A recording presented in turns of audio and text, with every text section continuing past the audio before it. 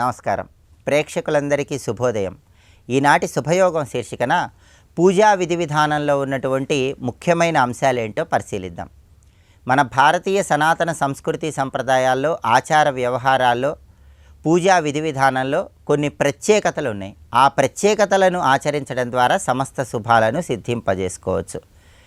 దేవాలయానికి వెళ్ళినప్పుడు గంట కొట్టడం, గృహంలో పూజ చేసుకునేటప్పుడు గంట మోగించటం అనేది అనాదిగా వస్తున్నటువంటి సంప్రదాయం.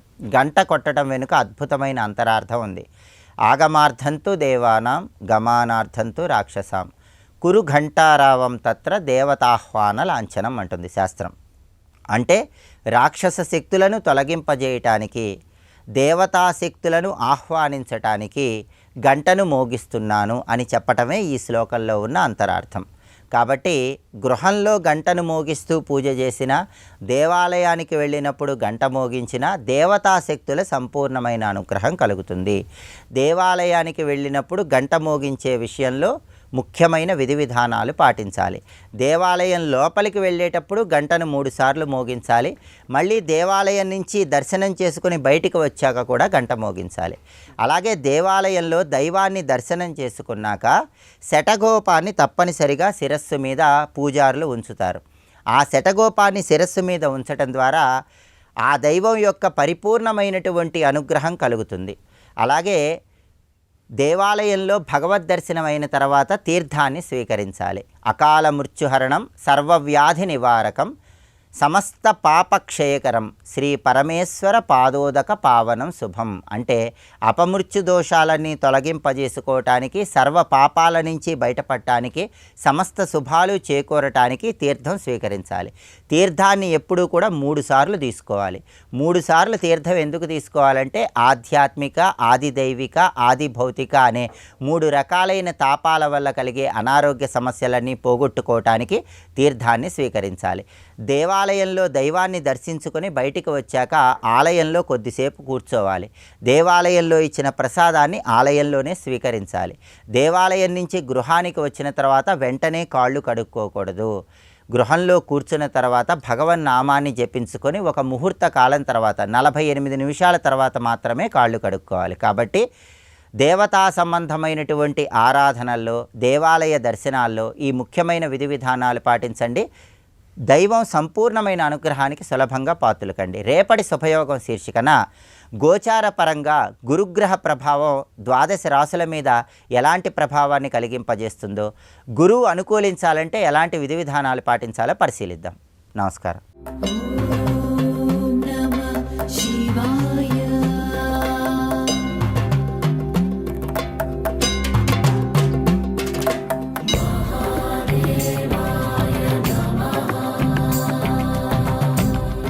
కలిపురుషుడు అంటే భయం కలిగితే మాత్రం ఇటు అటు ఆలోచించకుండా కాశీని చేరుకో, ఇది తెలుసుకో ఇక్కడ.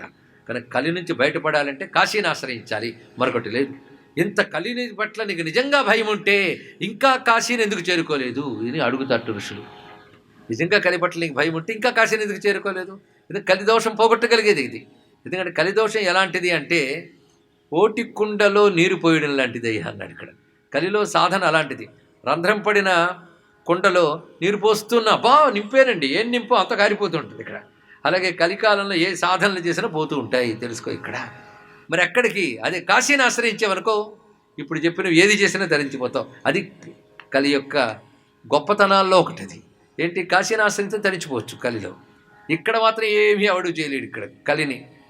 ఇది గమనించవలసిన అంశం. అందుకు ఇటువంటి పవిత్రమైనటువంటి విషయంలో ఒక కథ చెప్తున్నాను విన్నాయన అని చెప్తున్నాడు. మాహిష్మతి నగరం అనుకుంటు ఉన్నది, అది నర్మదా నదీ తీరంలో ఎంత ప్రాచీనమైన నగరమో తెలుసుకోవాలి. ఈ కథ ఒకానొక కలియుగంలో జరిగిందని చెప్పాడు. మళ్ళీ ఇక్కడ అంటే ఇవాళ కలియుగం కాదు. ఆ మాటకు వస్తే వేదధర్ముడు ఎప్పుడు చెప్పాడో మనకు తెలియదు ఈ కథ. అయితే ఎప్పుడు చెప్పాడో డేట్ తెలుసుకునే ప్రయోజనం మనకేమీ లేదు. విషయం ఏమిటో తెలుసుకుంటే చాలు, కానీ తేదీలు మనకెందుకండి ఇక్కడ ప్రయోజనం. అందుకే ఇక్కడ ఒక మంచి విషయం చెప్తున్నాను విను. అస్తి మాహిష్మతి నామ నగరీ నర్మదా తటే తత్ర కశ్చిత్ ద్విజవరో విష్ణు శర్మేతి కీర్తిత. అక్కడ విష్ణు శర్మ అనబడే ఒక ద్విజవరుడు ఉన్నాడు. ఆయన వేదయజ్ఞ తపోదాన స్వధర్మై సంయుతో వశీ. ఆయన వేద ధర్మ తపో జ్ఞానములతో కూడినవాడు, నిగ్రహ సంపన్నుడు, మహాతపస్వి. అతనికి 2 పుత్రులు ఉన్నారు. వాళ్ళు తస్య పుత్రౌ మహాత్మానౌ వీతరాగౌ మనస్వినౌ అగ్నిశర్మ భవజ్యేష్ఠ సోమశర్మ తథైవచ. ఆయనకి 2 పుత్రులు, అగ్నిశర్మ, సోమశర్మ. వాళ్ళు ఉభయులు కూడా మంచివాళ్ళు, మహాత్ములు. అంటే మహాత్ములు అంటే మంచి బుద్ధి కలవాళ్ళు, వీతరాగులు, వైరాగ్యవంతులు, పైగా ఉత్తమమైన మనస్సంస్కారములు కలిగినటువంటి వారు. వాళ్ళు ప్రతిరోజు నర్మదా నదిలో స్నానం చేయడం, అక్కడ ఉంటే పవిత్రమైనటువంటి మహాత్ములు కూర్చొని చోట కాసేపు కూర్చోవడం చేస్తారు. అదొక్క మంచి అలవాటు అండి. అందుకే వాళ్ళు నిరంతరం రేవాయాహ, రేవా నది అంటే నర్మదా నది, అక్కడ వచ్చి శిష్య వర్గ, అక్కడ శిష్యులతో సహా గురువులు కూర్చుంటారు. ఎలాంటి వారంటే శివ విష్ణు అర్క కథాపూర విరాజితం, శివ విష్ణు అర్క కథాపూర విరాజితం. శివుని కథలు, విష్ణువు కథలు, సూర్యుని కథలు, ఇలా అంటే కథలు అంటే వారికి సంబంధించిన విషయాలు చెప్తూ ఉంటారట. నర్మదా నదీ తీరంలో ఎందరో మహాత్ములు వస్తుంటారు. అందులో నర్మద అంటే సామాన్యమా, ఇప్పటికీ సిద్ధభూములండి నర్మదా నది అంటే. అలా నర్మదా నదీ తీరంలో ఎందరో బ్రహ్మవాదాహ, బ్రహ్మవాదులు ఉంటారు. అలాంటి వాళ్ళు సమభవత్ కదాచిత్ తత్ర తత్ర బంధురం, అలాంటి వాళ్ళతో నిండిపోయి ఉన్నది ఇక్కడ. అందులో బ్రహ్మవాదులు ఉన్నారు. అంటే బ్రహ్మమును శివుడని, విష్ణువని వాడి మహిమని చెప్పేవాళ్ళు కాకుండా శుద్ధమైన బ్రహ్మతత్వాన్ని బోధించేవాళ్ళు బ్రహ్మవాదులు. ఇలాంటి వాళ్ళు చాలామంది ఉన్నారు ఇక్కడ.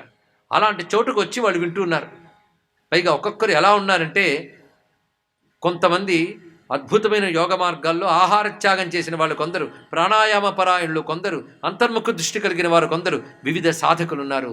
అందుకే నర్మదా నది పరిక్రమణ చేసేవాళ్ళు చాలామంది ఉంటూ ఉంటారు, వివిధ సాధకులు. నేటికి భారతదేశంలో ఏ నది, ఏ తీర్థము, ఏ క్షేత్రము మనల్ని నిరుత్సాహపరచదు, నిరాశపరచదు. ప్రతి చోట మహాత్ములు ఉన్నారు, ఉంటారు. అది దేశం గొప్పతనం అండి. ఈ యుగంలో కూడా అయితే ఆ యుగాల్లో బాగా కనబడతారు బహుళంగా, ఈ యుగంలో విరళంగా కనబడతారు, అంతే, రేర్.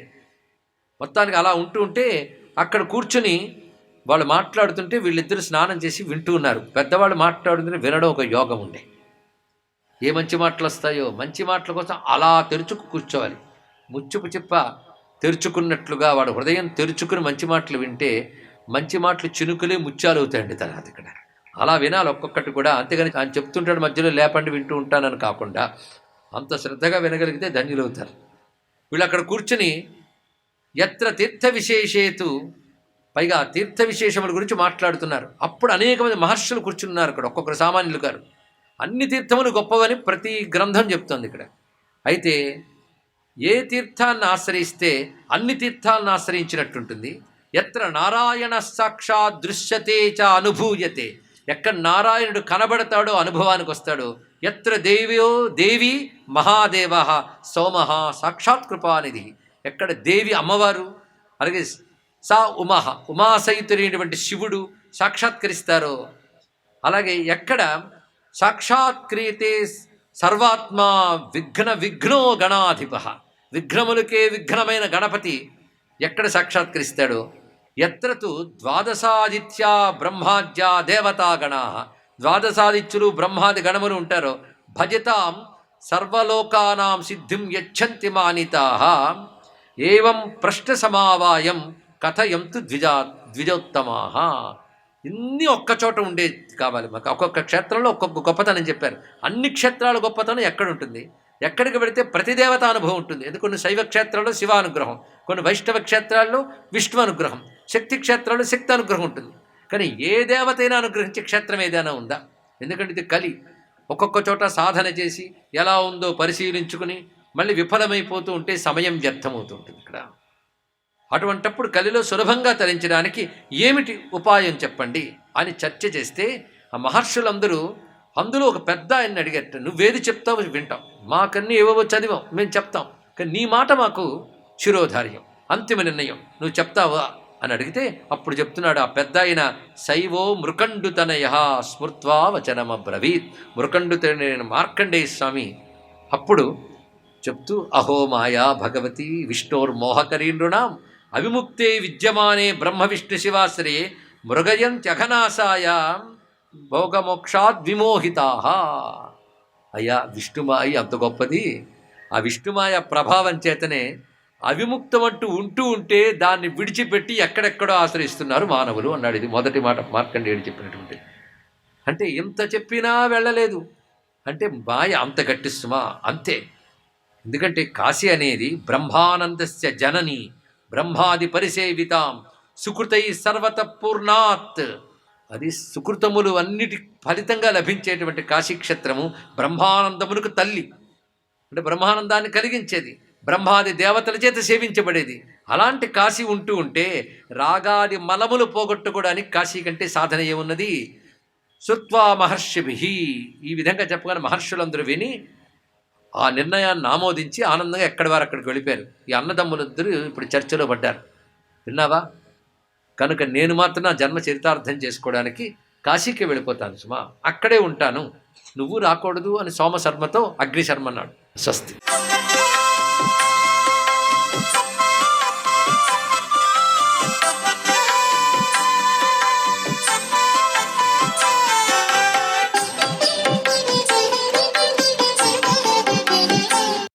ఓం నమో నారాయణాయ.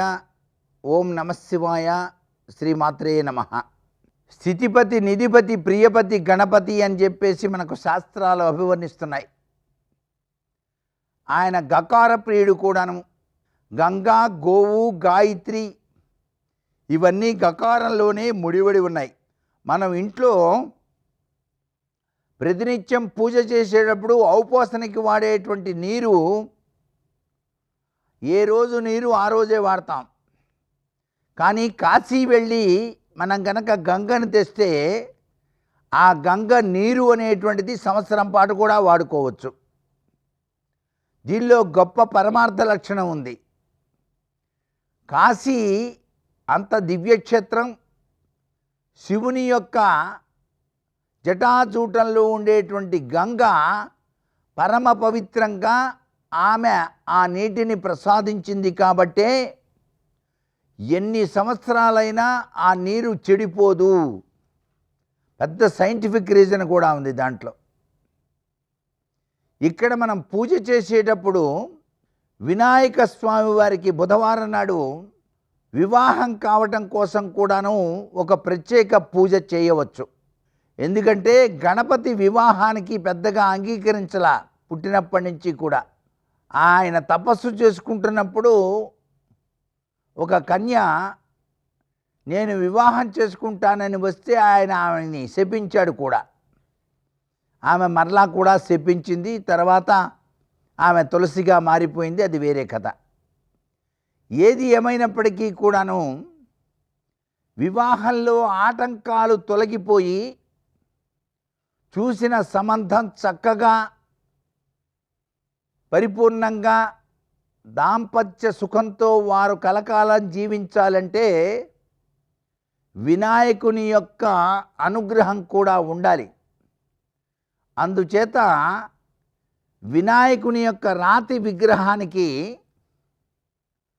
మంచి నీటితో 108 కుండలలో నీరు సేకరించి ఆ నీటితో అభిషేకం చేసి వినాయకుని యొక్క తల భాగం నుంచి పాద భాగం వరకు ఉండేటువంటి కొలత ప్రకారంగా చక్కటి దండను వేసి ఆయనకి 21 ఉండ్రాళ్ళు నైవేద్యంగా సమర్పించి వివాహం కావలసినటువంటి వ్యక్తి లేక అమ్మాయి అయినా సరే,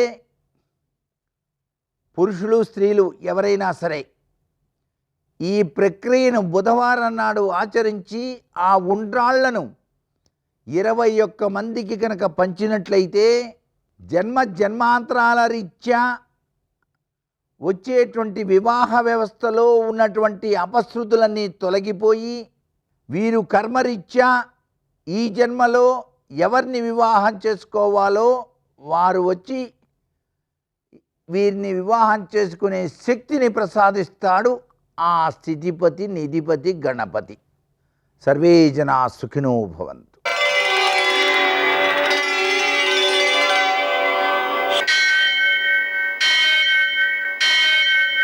सहस्रशीरुषं देवं विश्वाक्षं विश्वशम्भुवं विश्वं नारायणं देवमक्षरं परमं पदं विश्वतः परमां नित्यं विश्वं नारायणगुं हरिं विश्वमेवेदं पुरुषस्तद्विश्वमुपजीवति पतिं विश्वस्यात्मेश्वरगुं शाश्वतगुं शिवमच्युतं नारायणं महाज्ञेयं विश्वात्मानं परायणं सूर्यशौर्यमथेन्दुरिन्द्रपदवी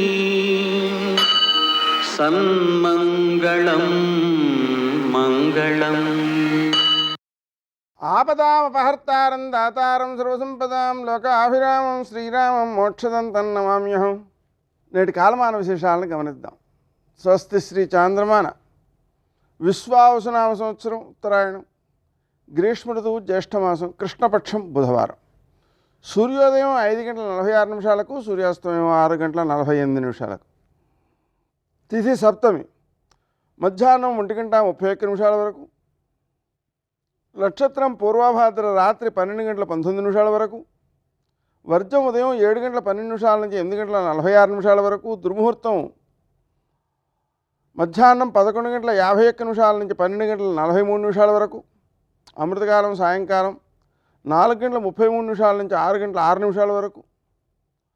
రాహుకాలం బుధవారం కాబట్టి మధ్యాహ్నం 12 నుంచి 1:30 వరకు. అష్టకవర్గ రీత్యా శుభప్రదమైన సమయం ఉదయం 11 గంటలకు.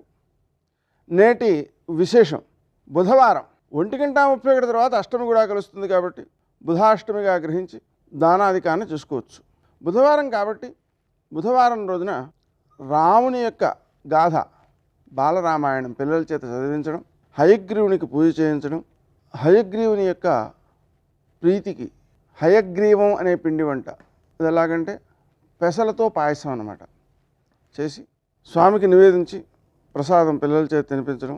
హయగ్రీవాయ నమః అనే మంత్రం కానీ, జ్ఞానానందమయం దేవం నిర్మల స్ఫటికాకృతిం ఆధారం సర్వ విద్యానాం హయగ్రీవముపాస్మహే అనేటువంటి శ్లోకం కానీ జపింపజేయడం. వాస్తవానికి ప్రతిరోజు కూడా పిల్లలు ఈ మంత్రాన్ని జపించుకుంటూ ఉంటే పరీక్షల్లో బాగా విజయాలు సాధిస్తారు, విద్యను సద్వినియోగం చేసుకుంటారు, సమాజానికి ఉపయోగపడేవాడుగా ఉంటారు. అలా చేయడం చాలా శ్రేయస్కరం. నేటి ఆణిముత్యాలు.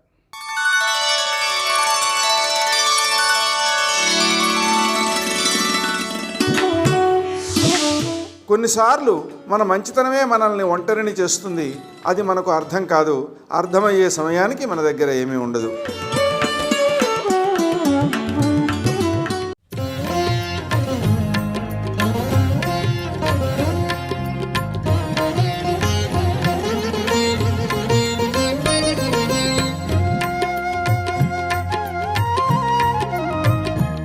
సీత, నేను ధనస్సు పట్టుకున్నాను, ప్రతిజ్ఞ చేశాను, అది తప్పని నువ్వు అంటున్నావు.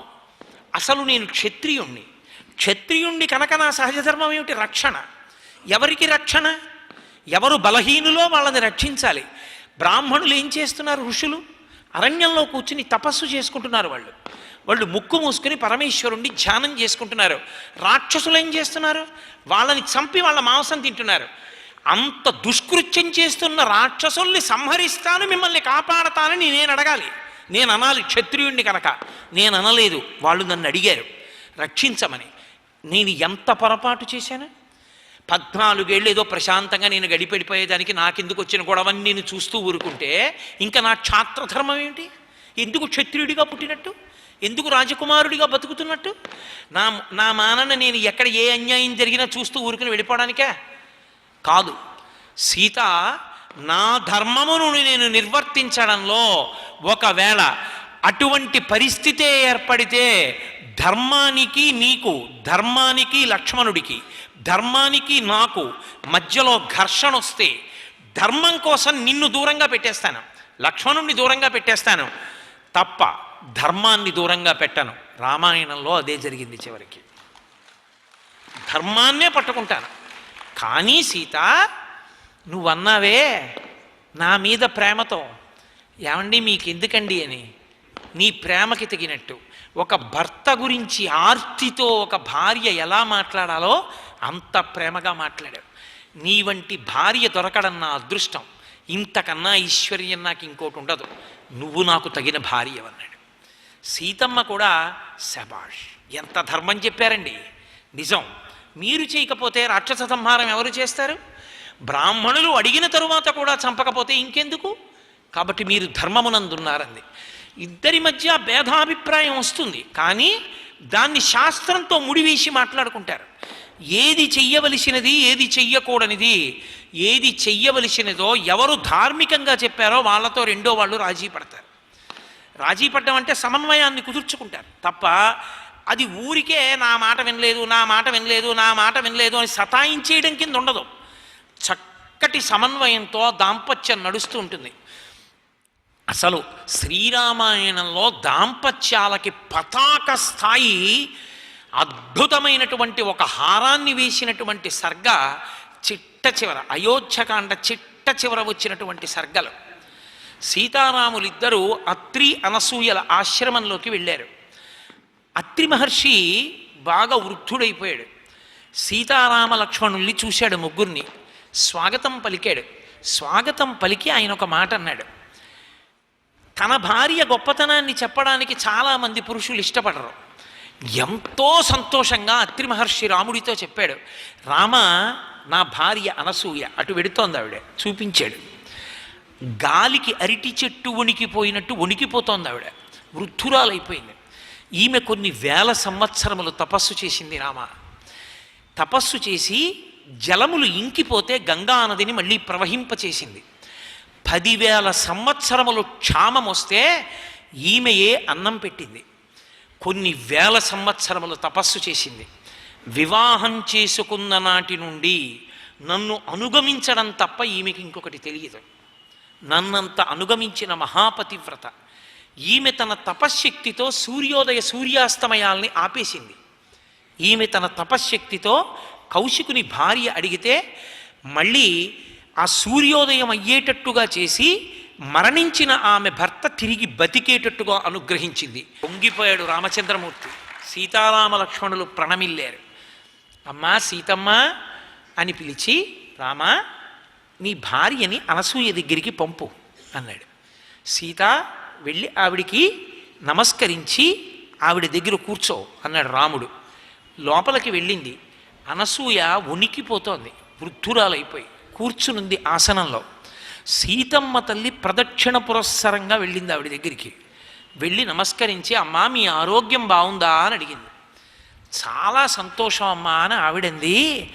అమ్మా లోకంలో చాలామందిని చూశానమ్మా, కానీ నిన్ను ప్రశంసిస్తున్నాను, నిన్ను అభినందిస్తున్నాను. ఎందుకో తెలుసా? ధర్మాన్ని పట్టుకున్న భాగ్యానికి.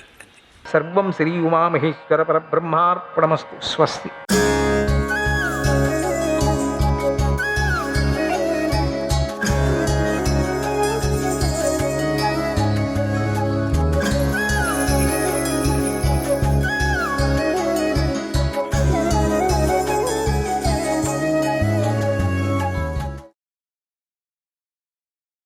ఐరావత గజానికి ప్రక్కనే సర్వ విధాల యుద్ధ సన్నద్ధమై ఉన్నటువంటి దేవేంద్రుడి రథం నడుస్తోంది. ఆ రథం చుట్టూ సూక్ష్మ శరీరదారుడైనటువంటి మహర్షులు మంగళశాసనం చేస్తూ వెంట నడుస్తున్నారు. ఆ రథాన్ని దేవసారథి అయినటువంటి మాతలి నడుపుతున్నాడు. అలాగే అష్టదిక్పాలకులు 8 మంది తమ తమ రథాల్లో యుద్ధం కోసం ఉత్సాహంతో ఎదురు చూస్తున్నారు. దేవతలు తమ సైన్యాన్ని 4 భాగాలుగా చేశారు. అందులో తూర్పు భాగానికి ఇంద్రుడు రక్షకుడుగా ఉన్నాడు. అలాగే దక్షిణ భాగానికి యముడు, పశ్చిమ భాగానికి వరుణుడు, ఉత్తర భాగానికి నరవాహనుడైనటువంటి కుబేరుడు, వీళ్ళంతా రక్షకులుగా నిలబడి రాక్షసులకు చాలా భయం పుట్టించే మాదిరిగా నిలబడుతున్నారు.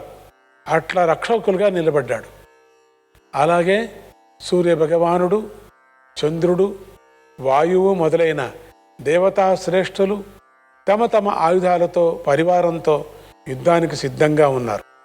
ఇంతలో మహా తేజశాలి అయినటువంటి శ్రీ మహావిష్ణువు సర్వాయుధ భూషితుడై ప్రళయకాలాగ్నిలాగా దేవతల ముందు సాక్షాత్కరించాడు. ఆయనకు వాహనంగా భయంక ఆకారుడైనటువంటి గరుక్మంతుడు నిలబడి ఉన్నాడు. ఆ గరుక్మంతుడి వంటి మీద ఒక చిన్న గాయం అలంకారంలాగా కనిపిస్తుంది. అదేమిటంటే, పూర్వం గరుక్మంతుడు తన తల్లి యొక్క శాప విమోచనం కోసం అమృత కుంభాన్ని హరించుకుపోతున్నప్పుడు దేవేంద్రుడు విసిరిన వజ్రాయుధం తగిలినందుకు గుర్తుగా ఆ ఇంద్రుడి మీద గౌరవంతో నిలబెట్టుకున్న మచ్చ అది. అలా ఆ స్వామి గరుడ వాహనుడై యుద్ధానికి వస్తూ ఉంటే తపోదానులైనటువంటి మహర్షులు అనేక మంది ఆయన చుట్టూ చేరి వేద మంత్రాలతో స్తోత్రం చేస్తున్నారు.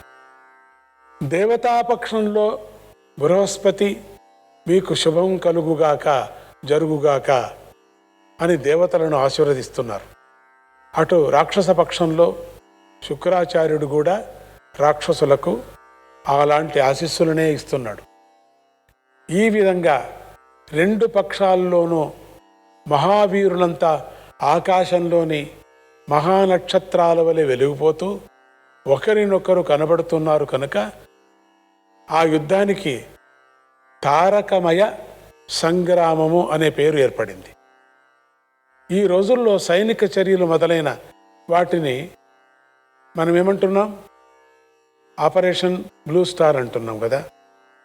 అటువంటి పేర్లు పెట్టేనట్లుగా అప్పుడు కూడా ఆ రోజుల్లో కూడా యుద్ధాలకు పేర్లు పెట్టేవారు, అలవాటు ఉన్నట్లుగా అనిపిస్తుంది. అందుకే ఈ యుద్ధానికి తారకామయ మహాసంగ్రామము అనేటువంటి పేరు పెట్టారు. అటువంటి యుద్ధం జరుగుతున్నది. త్వరలోనే దేవాసుర సంగ్రామం ప్రారంభమైపోయింది. ఘోరాతి ఘోరమైన ఆ యుద్ధము ధర్మ అధర్మాలకి దర్ప వినయాలకి మధ్య జరిగే యుద్ధంలాగా కనిపించింది. రెండు పక్షాల వారు రకరకాల ఆయుధాలను ఒకరిపై ఒకరు ప్రయోగించుకుంటున్నారు. ఇంతలో రాక్షసులు మాయా విద్యలను ప్రయోగించడం ప్రారంభించారు. రాక్షస మాయా ప్రభావం వల్ల ఎక్కడ దేవతలు అక్కడే రాతి బొమ్మల్లాగా బిగుసుకుపోయారు. అంటే దేవతలంతా రాళ్ళు అయిపోయారు.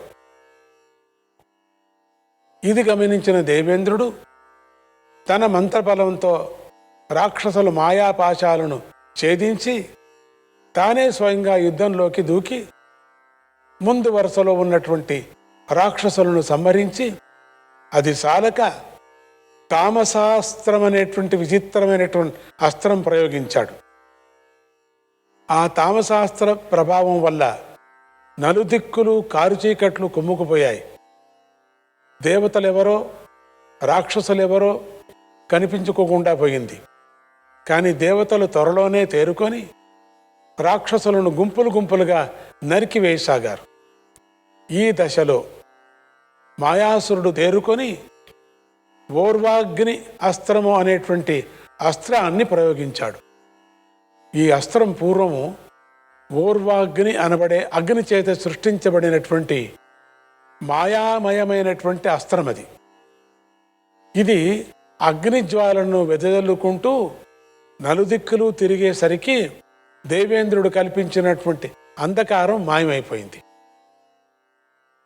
అది చాలక ఆ అగ్నిజ్వాలడు దేవతల సైన్యంలోకి వ్యాపించి వారిని దహించి వేసాగింది. ఆ మంటలకు తట్టుకోలేక దేవతల్లో కొందరు చంద్రుడిలో ఉన్నటువంటి చల్లని నీటి సరోవరంలోకి స్నానం చేసేందుకు పరుగులు తీశారు. మరికొందరు దేవేంద్రుడి దగ్గరికి వెళ్ళి శరణు వేడారు. ఓర్వాగ్ని చర్యలకు గమనించిన దేవేంద్రుడు వరుణుని దగ్గరికి వెళ్ళి, వరుణదేవా, ఈ ఓర్వాగ్ని అస్త్రం యొక్క పుట్టుపూర్వోత్తరాలన్నీ నీకు తెలుసు, ఆ వివరాలను మనవారికి ఒకసారి చెప్పు అన్నాడు. అప్పుడు వరుణదేవుడు ఒక విచిత్రమైన కథ చెప్పాడు.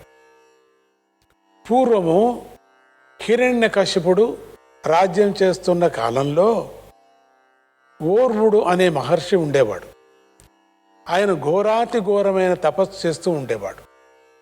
ఆ తపో అగ్ని జ్వాలలకు తట్టుకోలేక బ్రహ్మర్షులు దేవతలు కలిసి హిరణ్య కశ్యపుడికి కూడా వెంట పెట్టుకొని ఆ మహర్షి దగ్గరికి వెళ్ళి ఇలా విన్నవించారు.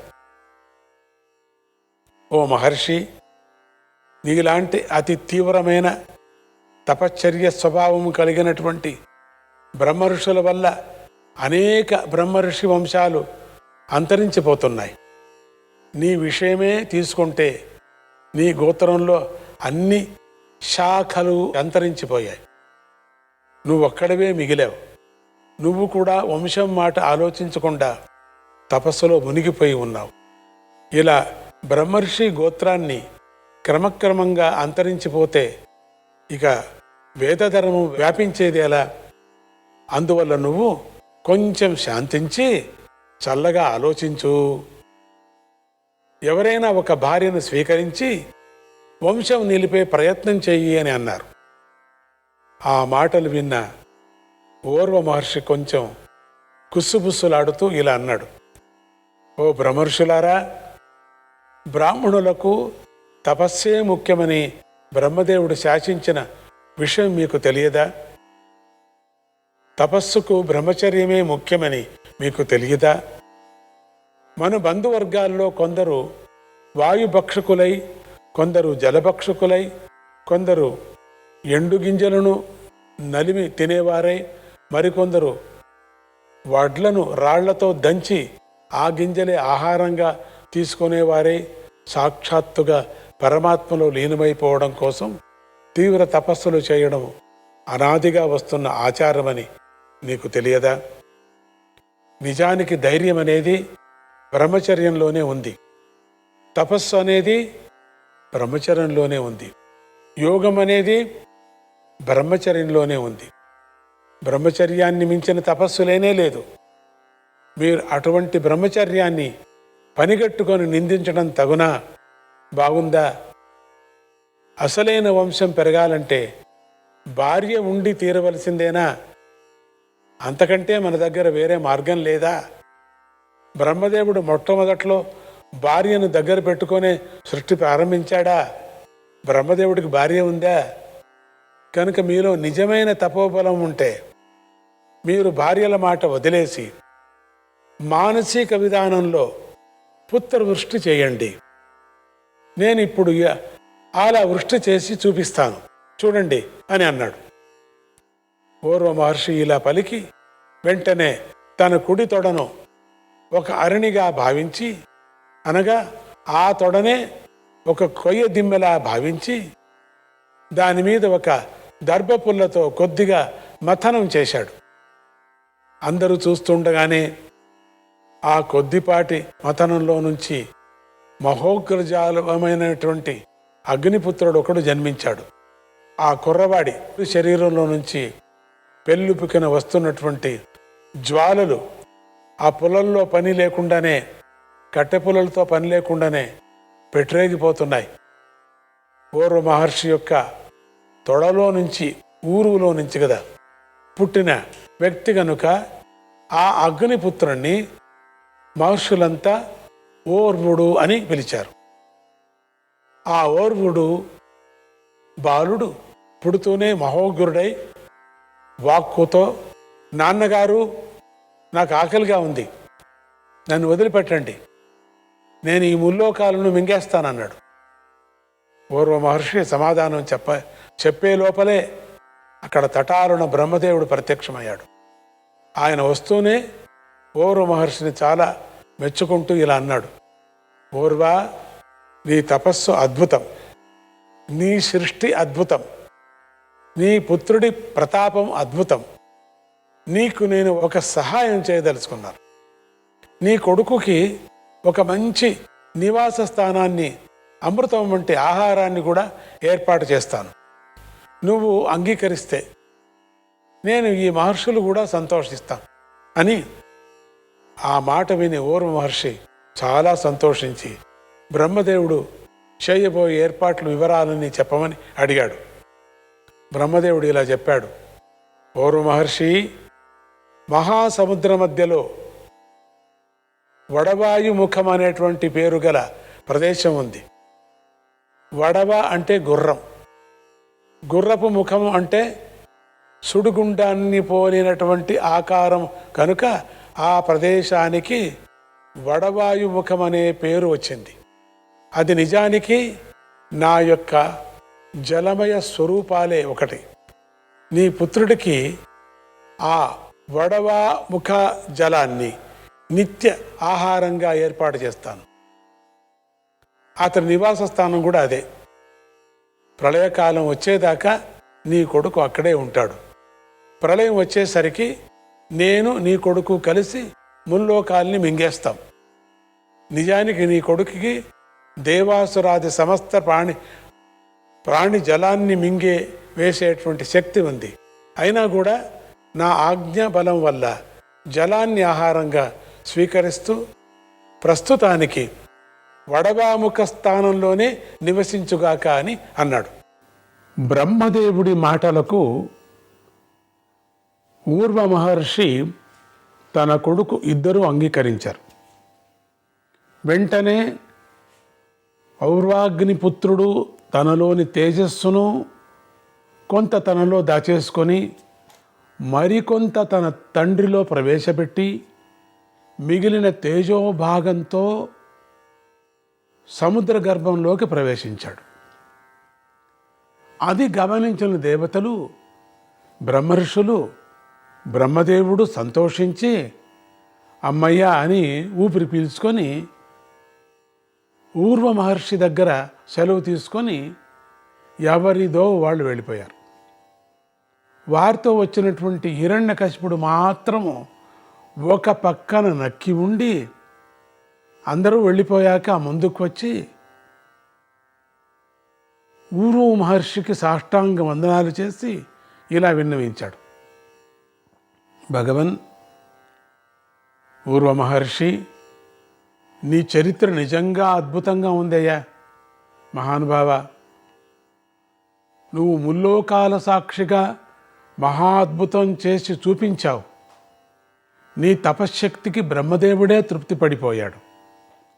నేను మాత్రము నీకు నీ పుత్రుడికి కూడా దాసుణ్ణి. నేను నా మీద దయగలిగితే నా దాసత్వాన్ని స్వీకరించు. నేను నిన్నే నమ్ముకున్నాను, నిన్నే ఆరాధిస్తున్నాను.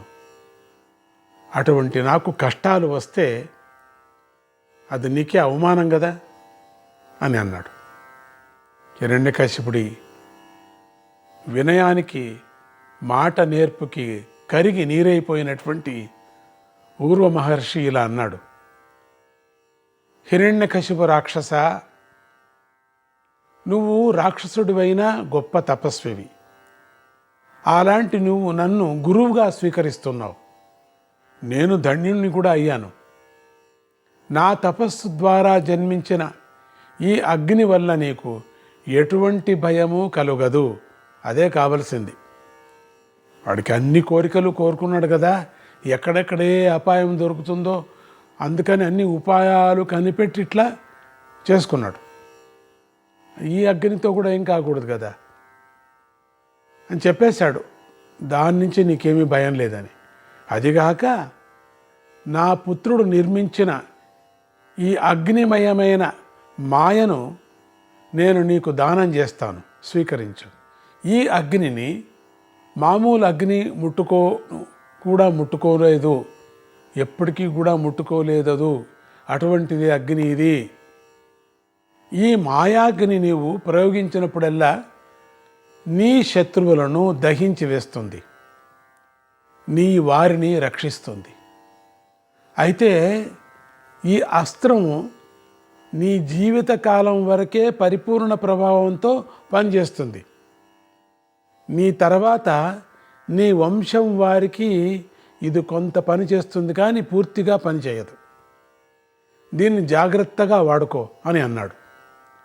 హిరణ్యకశిపుడు ఈ వరానికి పరమానందం పడి మహర్షికి మళ్ళీ మళ్ళీ వందనాలు చేసి తన స్వర్గరాజ్యానికి వెళ్ళిపోయాడు. ఇంతవరకు పౌర్వాగ్ని చరిత్రను ఇతర దేవతలు వివరించినటువంటి వరుణదేవుడు చివరికి ఇలా అన్నాడు. ఆ దేవతలకంతా వివరించాడే, ఇట్లా చెప్పుకొని వచ్చాడు. సోదర దేవతలారా, ఆనాడు ఊరు మహర్షి నుంచి హిరణ్యకశిపుడికి సంక్రమించిన ఆ ఓర్వాగ్ని అస్త్రాన్ని ఇప్పుడు మయాసురుడు ప్రయోగించాడు. అయితే ఇప్పుడు హిరణ్యకశిపుడు లేడు గనుక ఈ అస్త్రానికి పూర్వపు శక్తి లేదు. దీన్ని జ్ఞాపకం చేస్తున్నాడు. దీనిని ఇప్పుడు మనం సమర్థవంతంగా ఎదుర్కోగలం. నాకు ఆ శక్తి ఉంది, కానీ నాకు జలం నుంచి పుట్టిన చంద్రుడి సహాయం మాత్రం అవసరమవుతుంది. కనుక మీరందరూ కలిసి చంద్రుణ్ణి ఒప్పించి నాకు సహాయంగా పంపితే నేను ఓర్వాస్త్రాన్ని సమరించగలను అన్నాడు. దేవేంద్రుడు దానికి అంగీకరించి చంద్రుణ్ణి దగ్గరకు పిలిపించి అతన్ని అనేక రకాలుగా అభినందిస్తూ ఇలా అన్నాడు. చంద్ర, నువ్వు పైకి చాలా మెత్తని వాడిలాగా కనిపిస్తావు, కానీ నీ అంతఃసారం చాలా గొప్పది. నీ మామూలు రూపం భూమికి దగ్గరగానే ఉన్నప్పటికీ నీ అసలు రూపము సూర్యుడి కంటేను నక్షత్రాల కంటేను కూడా పైన ఉన్నది. అందుకే నువ్వు సమస్త నక్షత్రాలకి అధిపతివి. నువ్వు జీవులలో ఉండే రసధర్మానికి అనగా సుఖాన్ని అనుభవించే గుణానికి నువ్వే అధినాథుడవు. మంచు మీద నీకు సర్వాధిపత్యం ఉన్నది. అలాగే సమస్త ఔషధుల మీద కూడా ఆధిపత్యం నీదే. ముల్లోకాల్లోనూ గల జీవుల శరీరాల్లోని కాంతిని కూడా నువ్వే. అమృతానికి ఆధారము నువ్వే కదా. అందుకే వరుణుడు నీ సహాయం కోరుతున్నాడు. కనుక నువ్వు సైన్య సమేతంగా వెళ్ళి వరుణుడికి సహాయం చేసి అగ్నిమయమైన ఈ రాక్షసమాయను సంహరించు అని అన్నాడు. దేవేంద్రుడు చేసిన ఈ స్తోత్రానికి చంద్రుడు నిజంగానే సంతోషించి, నా మంచు యొక్క ప్రభావం ఏమిటో ఇప్పుడు మీకు అందరికీ చూపిస్తాను. రాక్షసులందరినీ ఆ మంచుతోనే తగలబెట్టేస్తాను అని అంటూనే చంద్రుడు తన చల్లని కిరణాలే బాణాలుగా రాక్షస సైన్యం మీదకి విరుచుకుపడ్డాడు. వరుణుడు చంద్రుడికి తోడయ్యాడు. ఒక పక్క చంద్రుడు మంచుగడ్డలతోనూ రాక్షస సైన్యాన్ని గడ్డగట్టేస్తుంటే, మరోపక్క వరుణదేవుడు తన పాశపు దెబ్బలతో వాళ్లను ఉక్కిరి బిక్కిరి చేస్తున్నాడు. నారాయణ నారాయణ, హరే కృష్ణ.